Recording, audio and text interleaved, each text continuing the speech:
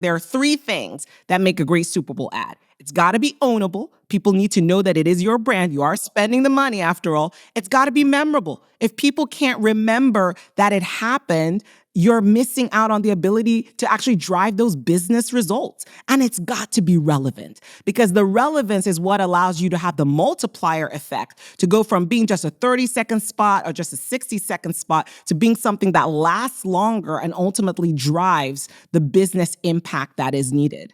And I think that this year, brands played it safe. There was a real lean in to nostalgia and into what I would call Americana. And some did it right, and some didn't do it well. I'm Bob Safian. I'm here with Dara Treseder, the CMO of Autodesk. Dara, welcome back to Rapid Response. Thank you so much for having me. I am so thrilled. I have been looking forward to this conversation. Yeah, we're here to talk Super Bowl ads like we did last year at this time. First of all, we should say congratulations to Eagles fans, condolences to Chiefs fans. Yes. I guess the same to Kendrick Lamar and Drake fans, right? In some ways, the most memorable night of the evening for me was the Serena Williams cameo in the halftime show, which I almost missed. Yeah. You were telling me you have a Super Bowl party now? Absolutely. We had a Super Bowl party at my house. It was wonderful. It was a multi-generational party. So it was really great to see not only my own, marketing take, but actually see how the audience and different demographics were responding to the ad. So it was a lot of fun. That was a little focus group. Last year, we talked about sort of whether you would buy a 30-second spot for Autodesk. When you're watching this year, like when you look at it and you say, oh, maybe I should have. That would have been a good way to spend $8 million or leave the tech messaging to Google and Meta. No, when I was watching the game, I was like, I am very glad with our strategy of not buying an ad in the Super Bowl. Look, I think sometimes it makes sense for your business. And I think you really have to understand, what are we trying to accomplish? What are the objectives? And will this help us make that happen? I think that not enough brands who showed up this year did that calculation, I have to say. So I think we did the right math by deciding to let our customers take center stage. When a game is not close, like this game was, from a marketer's point of view, not close. But from a marketer's point of view, is that good? Like, people are going to spend more time paying attention to the ad, or is that bad because people aren't like as intensely focused on the screen? It's not good. It's not good because people are getting up and people are leaving. Consumers start to get distracted and, go back to their lives when it's not as competitive until the very end. You're making a bet when you decide where you're going to buy your ad, where in the show, right? Like, in some ways, it's better to be at the end because people will remember you more, but only if the game is close. Only if the game is close. So that's, again, you got to think about what is the calculus for what you're trying to do, right? I always think that going early and in the middle is safe. Again, it comes down to calculated risk, a clear-eyed risk. What is a clear-eyed risk? You gather as much data as you can, you strip away uncertainty, and then you make a decision with conviction.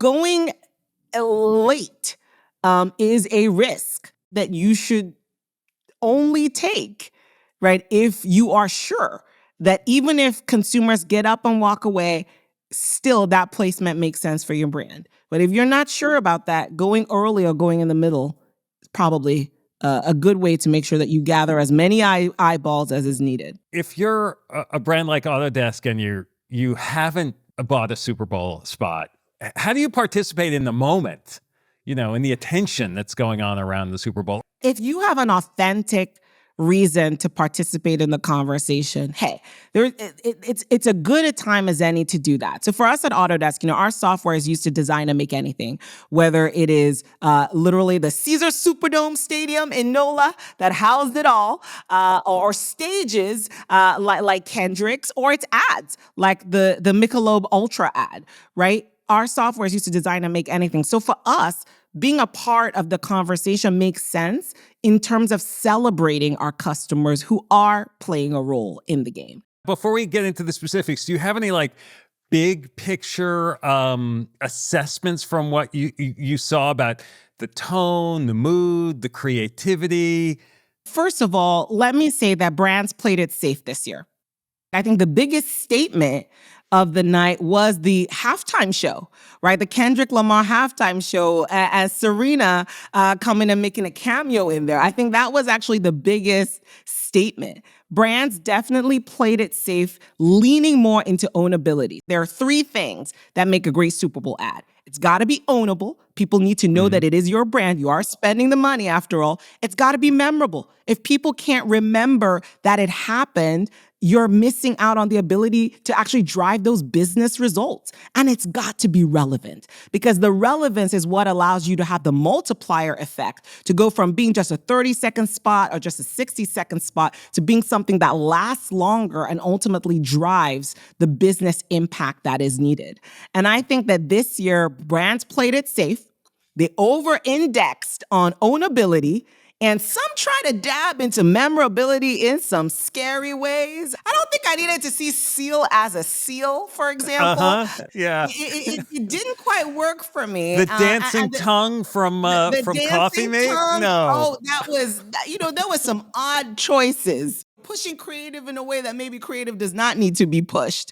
And then I think from a relevance standpoint, not enough brands thought about, how do I really make this relevant? And relevance continues to be an important factor. So I would say overall, brands played it safe.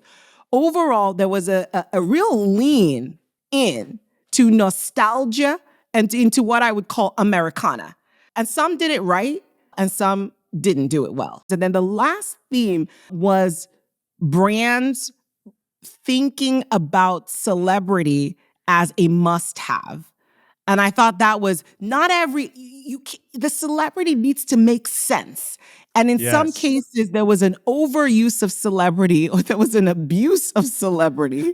And it just didn't make sense. I'm thinking, how are you going to get because I know what these celebrities cost. And I'm like, how are you going to get the ROI on that cameo? Was that really worth it? Was that the best way to spend your marketing dollars? In some cases, the answer to that was no.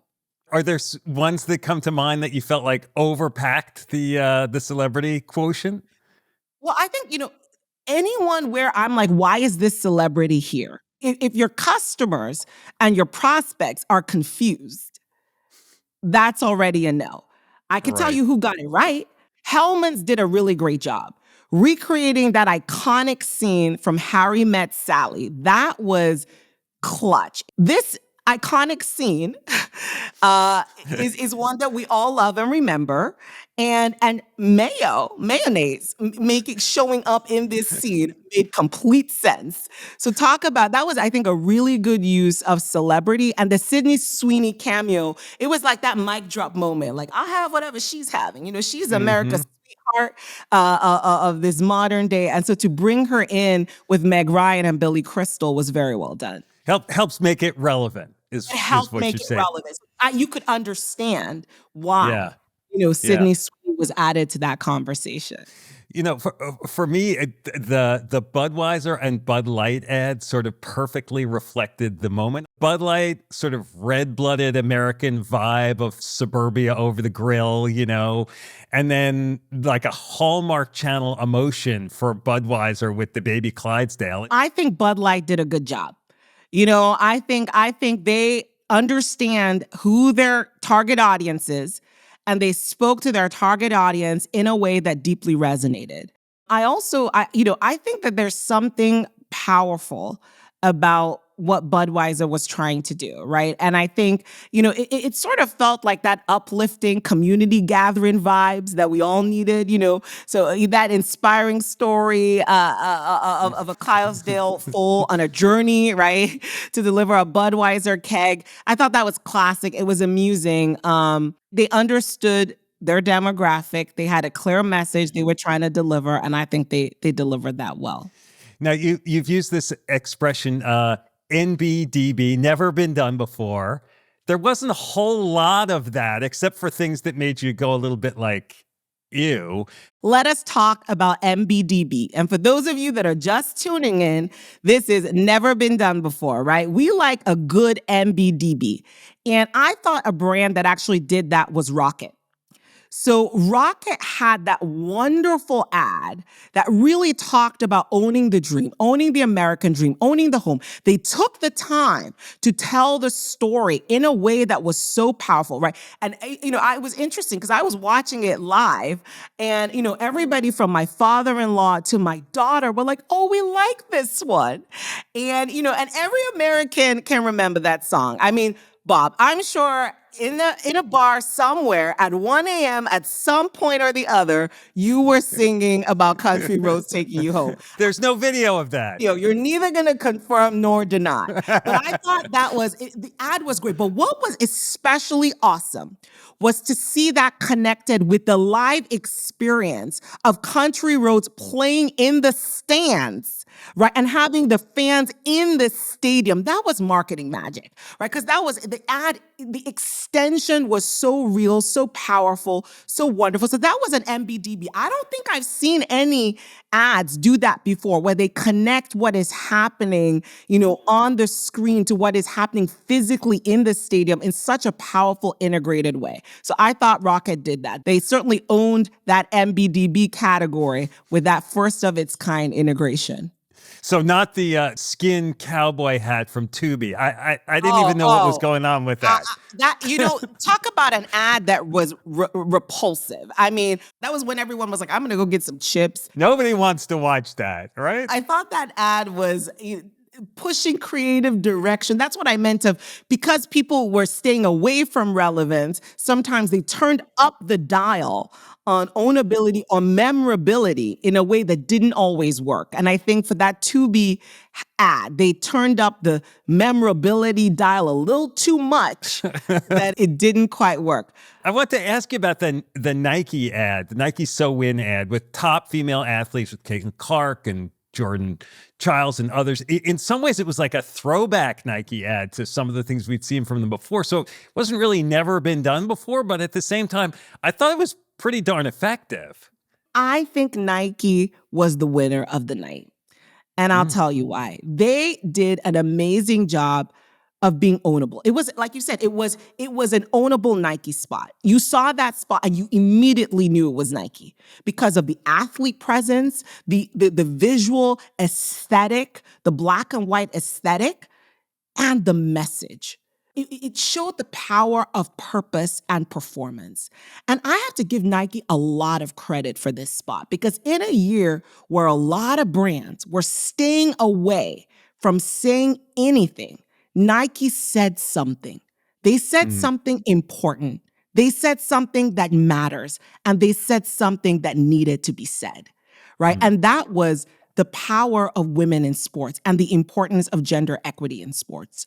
And I thought they said it really well. It wasn't preachy. It was powerful. And so talk about being memorable and being relevant. And many of us can remember what was happening in the Olympics when Sha'Carri was running and she was ahead, as she looked to her left, as she looked to her right.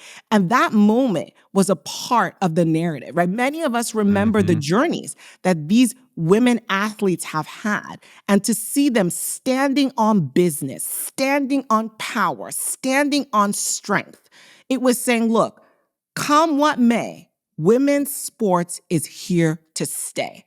And I love that. And, just watching my daughter watch that spot and her face light up, it was a powerful moment. So I think Nike did that. And they were really the only brand that made a statement, right? A lot of brands talked about unity and nostalgia, which I thought was a little bit overdone, to be honest, and not actually reflective of the state of the country. So it's felt a little forced.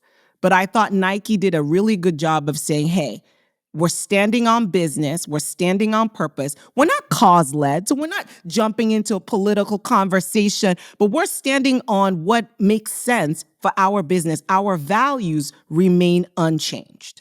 I want to ask you a little bit more about celebrities. In a moment like this, were there kinds of celebrities that are more effective in this environment, or is it more just about the relationship of that celebrity to the brand? And the person I think about this is Matthew McConaughey, who seems like he's sort of everywhere as a pitch man, but like why? I think think Matthew McConaughey, I look, this is probably, I have no evidence that this happened, but I'm imagining Matthew McConaughey had a call with Snoop Dogg and was like, bro, you are everywhere. How do I get to be everywhere too? And he collected the baton and kept running. So if there was a celebrity winner of the Super Bowl, it would be Matthew McConaughey. I think online, everyone has been talking about the renaissance of Matthew McConaughey. I like to call it the McConaissance, if you will. So I think there was a McConaissance happening. And look, I think because again, brands were playing it safe. Matthew McConaughey is one of those people that appeals to a wide spectra of demographics. So I think for the brands that were playing it safe, sort of sticking to a Matthew McConaughey, felt like he's relevant and interesting enough, but broad enough that he appeals to a wide array of folks. Now, is that effective? That's the question, right? I know we saw him in a Salesforce ad. We saw him in Uber Eats. Did it deliver on the message? Was it as memorable?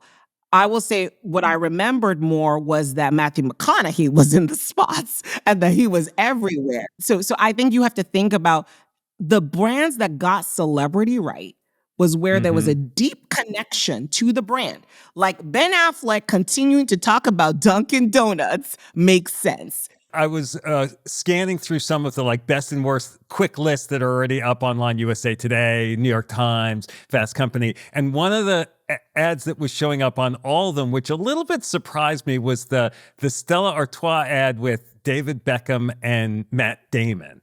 I thought that spot was good and speaking to a specific demographic. So I think brands decided, am I going to talk to everybody or am I going to talk to my people?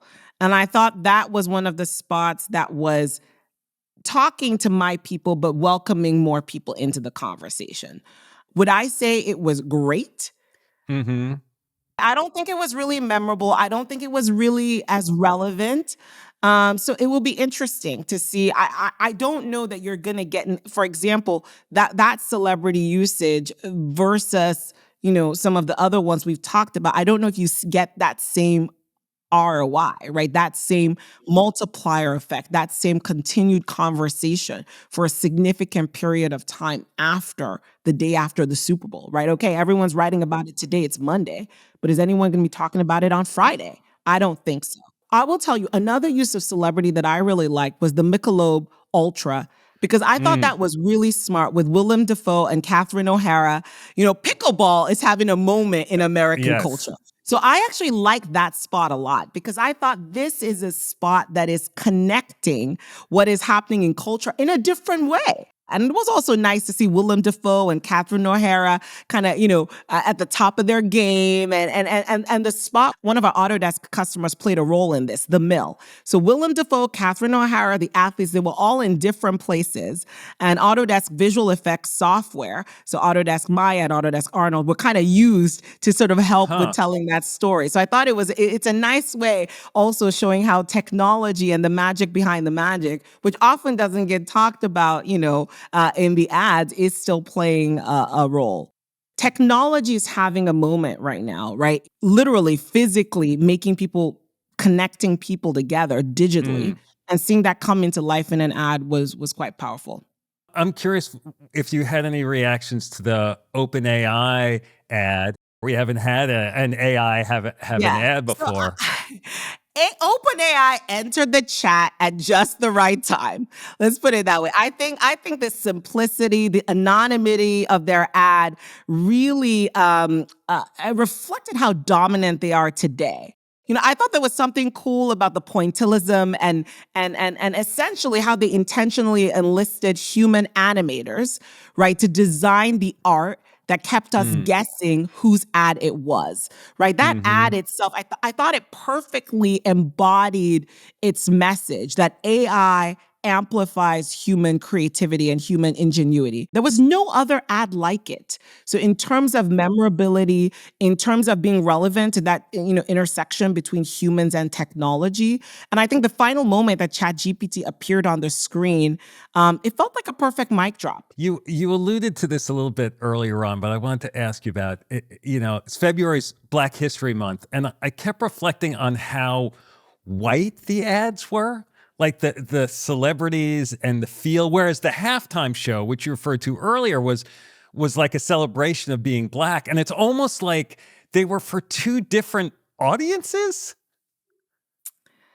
Isn't that interesting? I think that Kendrick Lamar did a wonderful job of reflecting on our history, helping us remember where we're coming from, but also reminding us of where we're going. His music is like poetry. It is verse. The words are powerful, and some of it is, of course, tongue-in-cheek fun between him and Drake.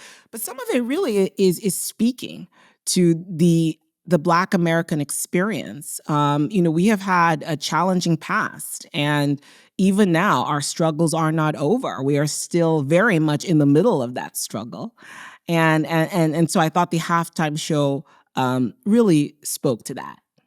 And I think that a lot of brands were afraid to do anything that could be seen as making a political statement. And I think that is sad because Black Americans are part of America. Our Black history is part of American history. And I don't think brands should be afraid to put Black people in their spots. They're not afraid to take Black people's money. In fact, they want us to purchase their products. I don't think that brands should be afraid of showcasing their diverse customer base in a spot. Now, I do think brands should be thoughtful about what statement, if any, they want to make. And we don't want to be cause-led. I've been saying this for a long time now. We want to be purpose-led, right? Because when you're cause-led, you don't know what is important to you. And so you are just over here and over there and you're commenting on things that you have no business commenting on. I always say, if we're not doing something about it, if it's not core and fundamental to our business, we are not talking about this as a brand because it makes no sense for us to talk about it. But I do hope that, CMOs out there aren't afraid to have anybody that is representative of their customer base in their spots, right? It is okay to have your spots reflect your customer base. In fact, it is advisable to have your spots reflect your customer base. Of course, you do need to pay attention and make sure that the message is going to resonate with the audience. The ad that I felt like sort of deftly navigated a line between each side of our political divide surprised me a little bit was Jeep. It's like you see the car, you see the waving flags and soldiers with families, which, makes sense for Jeep. But then you also have Harrison Ford doing this voiceover about our differences can be our strength. And then there's sort of the funny reference to his name at the end, but it was kind of trying to appeal to wherever you were, you might feel like that ad was for you. That was the only commercial that my husband commented on. And he's a Marine, so I'm always interested to hear his perspective. Yeah. It was one of the few spots that did unity well, because I think it didn't fake it. Nobody likes inauthentic unity, right? Because inauthentic unity actually highlights our division. Let's be real. But I thought that spot did unity well because it really spoke to where we are. It allowed you to see yourself in the spot. And it also, I think, made us just reflect and think okay, there is so much more that unites us than divides us. That's just a fact, right? Our human experience, there's so much more we have in common, so much more we can lean into. And I think that spot gave us permission to do just that. And I think at the end of the day, you have to ask yourself, what do I want to say? Who do I want to say it to? And how long do I want to have them think on it? And I think the brands that answered those three questions well got it right. And the ones that didn't had a miss. Because this year, I think a lot of brands spent a lot of money and they're not necessarily going to get the ROI. Because when you play it safe and you blend, my creative agency, Giant Spoon, they always say boring is bad for business. And it is true. No one remembers who you are. No one remembers what you did. No one remembers what you said. And so you have just spent millions, in some cases, tens of millions, and you don't have anything to show for it. So I do think that the brands that ask the right questions, that answered it the right way did a good job. I also want to give a shout out to the brands who maybe said, you know what, maybe this isn't the Super Bowl that I'm going to put my spot in. Because when I ask myself those 3 questions, the answer is not a Super Bowl spot. That's okay too. But the Super Bowl is the big leagues. So I also want to give credit to everybody who came, because at the end of the day, you were in the arena, and whether or not you won, whether or not you lost, you were in the arena, and so hats off to you. Well, this has been great. Always great talking to you. Thanks so much for doing it. Thank you so much. We are going to do this again. I love this. This is so fun. You have hot takes with Bob and Dara of what happened at the Super Bowl. You could tune in again.